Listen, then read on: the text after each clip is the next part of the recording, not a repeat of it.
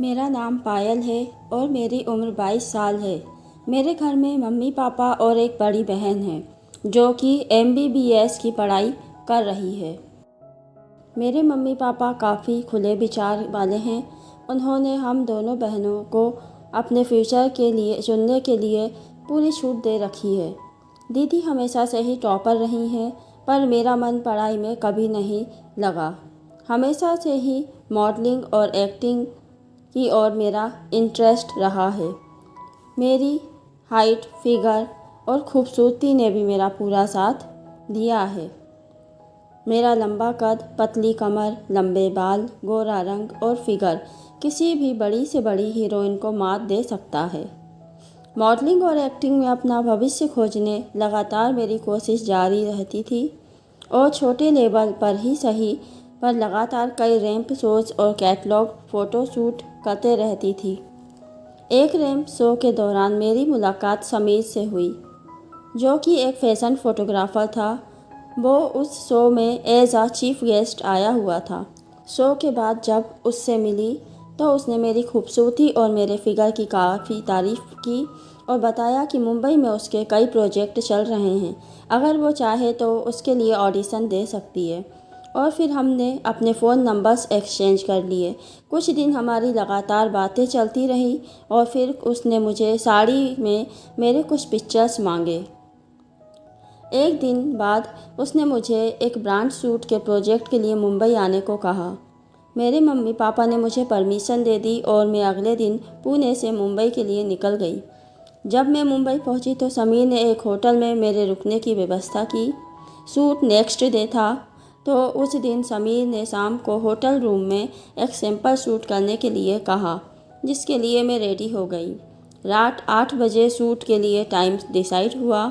समीर ने मुझे एक ब्लैक साड़ी दी और उसके साथ एक डीप नेक ब्लाउज़ दिया। मुझे लगा यही आउटफिट होगा, इसलिए मैंने कोई ऑब्जेक्शन नहीं लिया। जब मैं रूम में रेडी हुई तो मैं खुद ही खुद को देखते रह गई।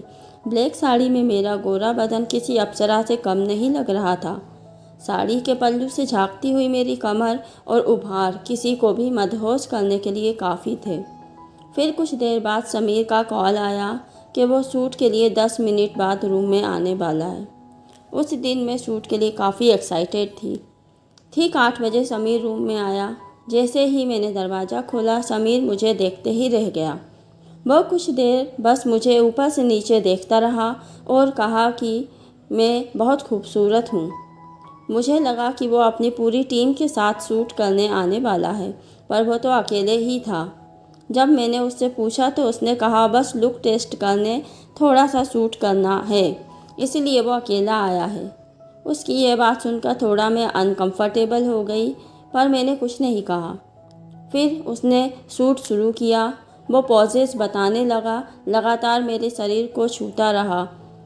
कभी मेरे कमर पर हाथ फेरता तो कभी मेरे पल्लू को नीचे गिरा देता। मुझे समझ नहीं आ रहा था कि ये सब सही है या गलत। बस मैं उसके ही हिसाब से सब किए जा रही थी।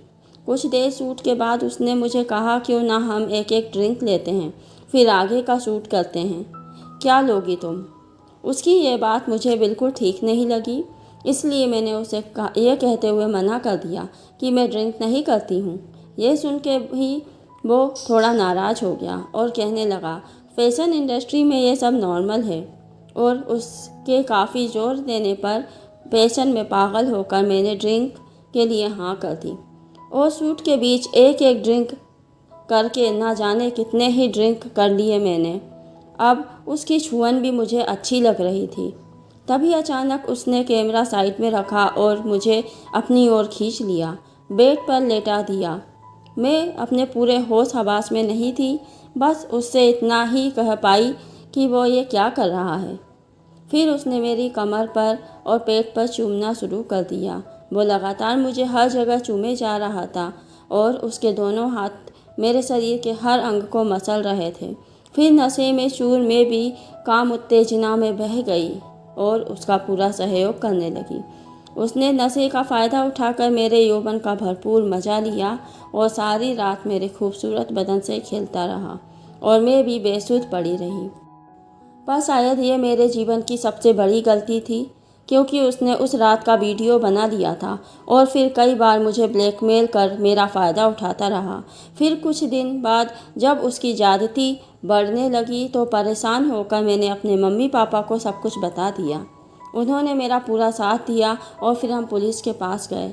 समीर के किए की सज़ा उसको मिल गई और मेरे भूल की मुझको। मैं हर लड़की से यही कहना चाहती हूँ कि अपने पैशन को फॉलो करना बहुत अच्छी बात है, पर इसमें इतने भी अंधे ना हो जाओ कि अच्छे और बुरे की समझ ही खो दें, क्योंकि कई बार ज़रा सी चूक हमारी सारी ज़िंदगी ही बदल कर रख देती है।